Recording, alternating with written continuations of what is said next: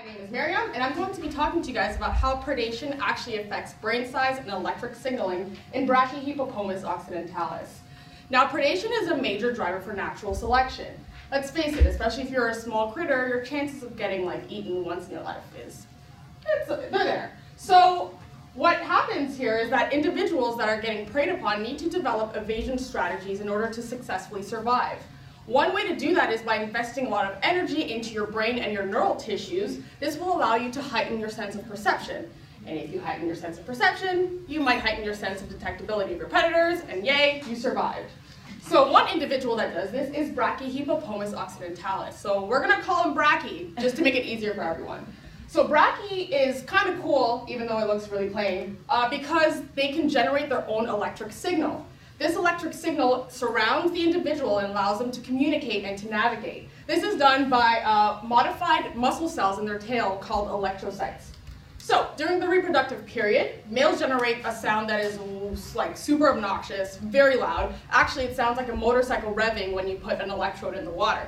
So that's to let the females know, look, I'm ready, let's mate. The females, on the other hand, are much more subdued. They have a low amplitude, high frequency signal, and that's because they get to choose their partner, so they don't need to invest as much energy. Now, what happens when predation is added to the mix? What would you do if you're a brachy male? Will you be as loud and obnoxious as you can be to get all the girls, or are you gonna quiet down knowing that there's a predator that's gonna bite your tail off? Well, in 2014, Tran found that brachy actually modulates its signal in order to avoid detection by their predators. So what this means is that it actually needs to generate an optimal signal to get the best potential mate, but it also has to have a signal that's low enough to not get detected by their predators. And this requires a lot of energy, so we believe.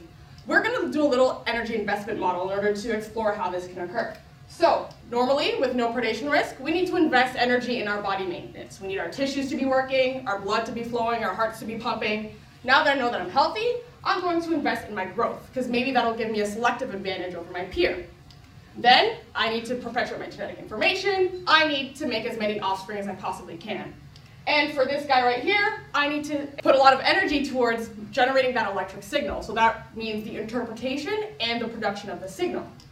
Now, under predation risk, what we know is that, okay, we still need to keep our tissues healthy, so we're still going to invest energy in our body maintenance.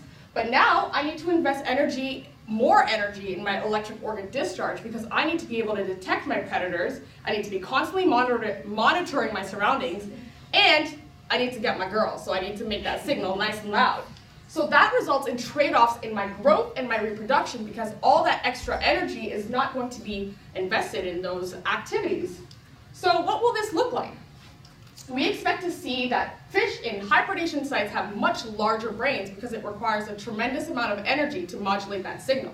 We expect them to be much smaller, and we expect them to have smaller gonads due to the fact that all that energy that's been invested into the brain can't be invested into my reproduction.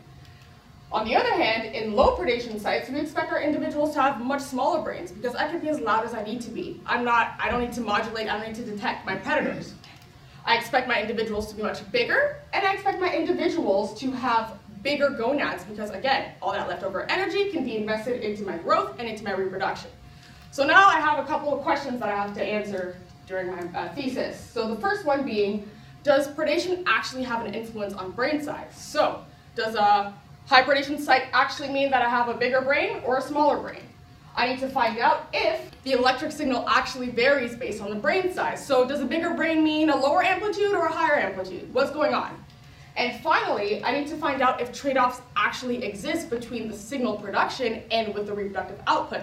Meaning, okay, let's say I'm a high predation, I have a big brain, and I have low amplitude frequency. Are my gonads going to be bigger? Are they going to be smaller? Are my sperm going to swim faster? Are my eggs going to be more yellow, more lipid content? So these are all the questions that I need to find answers to. And hopefully by looking at how predation affects energy investment strategies in Brachyhypopomus occidentalis, we can try to resolve the relationship issues surrounding the sound of attraction. Thank you.